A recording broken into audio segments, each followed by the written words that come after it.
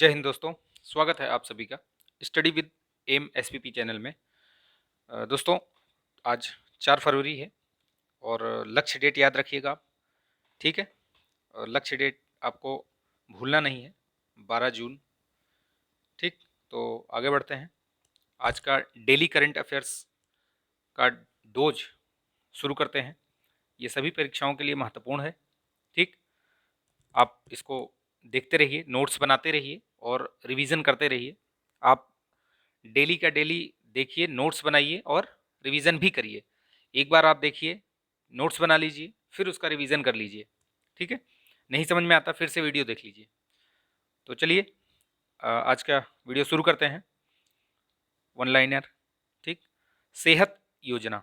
ये सेहत योजना किसके द्वारा शुरू की गई है? ये रक्षा मंत्रालय द्वारा शुरू की गई है। ये जो अभी जो सेवारत सैनिक हैं और जो पूर्व सैनिक हैं उनके लिए ये दवाओं की होम डिलीवरी करने के लिए ये योजना शुरू की गई है, सेहत योजना। ये इसका इंग्लिश में देखिए नाम, services E health assistance and consultation. ठीक, तो याद रखिएगा ये सेहत योजना किससे? रक्षा मंत्रालय द्वारा। किस नेक्स्ट देखते हैं, किस राज्य ने राज्य कर्मचारियों की सेवानिवृत्ति आयु 60 से 62 वर्ष कर दी है? किसने बढ़ाया है अभी? तो आंध्र प्रदेश।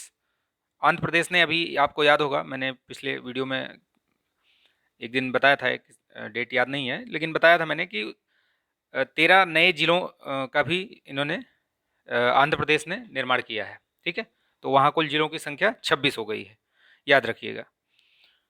रक्षा खुफिया एजेंसी, ये डिफेंस इंटेलिजेंस एजेंसी के नए प्रमुख कौन बनाए गए हैं? तो general lieutenant general GAV Reddy. ठीक है, लेफ्टिनेंट जनरल GAV रेड्डी, याद रखिएगा। रक्षा खुफिया एजेंसी। यूएसए ने किस देश को अपना प्रमुख गैर नाटो सहयोगी घोषित किया है? गैर नाटो का मतलब हुआ कि वो जो नाटो देशों का एक संगठन है, जो उसमें वो सदस्य नहीं है वो, लेकिन वो उसको घोषित किया है, गैर नाटो सहयोगी घोषित किया है। ठीक है, तो किसको घोषित किया है? कतर को। कतर, याद रखिएगा। कतर कौन? कतर ये एक गल्फ कंट्री है। इसमें देखिए आपको दोहा, इसकी राजधानी देखिए दोहा है। ठीक, और मुद्रा इसकी कतारी रियाल है।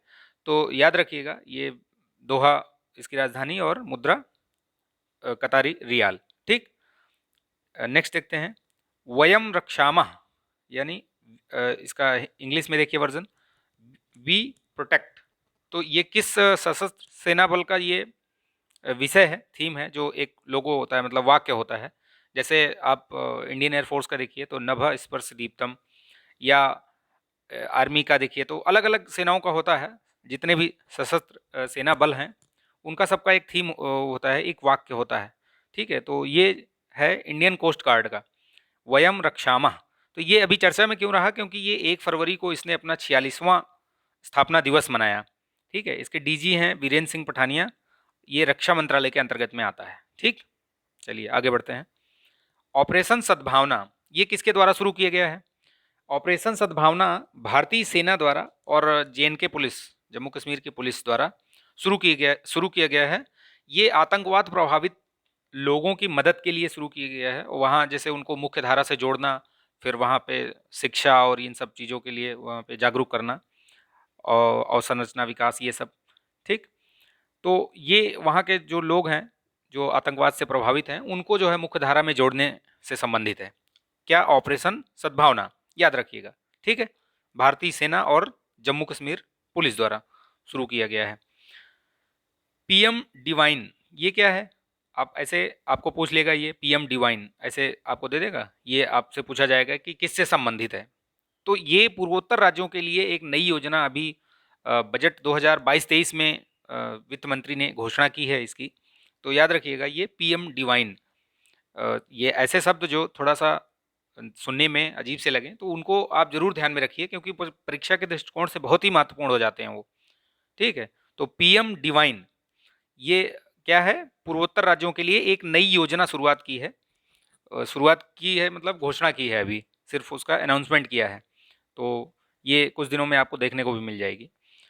तो ये क्या है, इसमें बेसिकली इसमें युवाओं और महिलाओं की आजीविका के लिए जो है ये, उनको सक्षम बनाने के लिए ये योजना शुरू की जाएगी। 1500 करोड़ का बजट के साथ ये शुरुआत की जाएगी इसकी।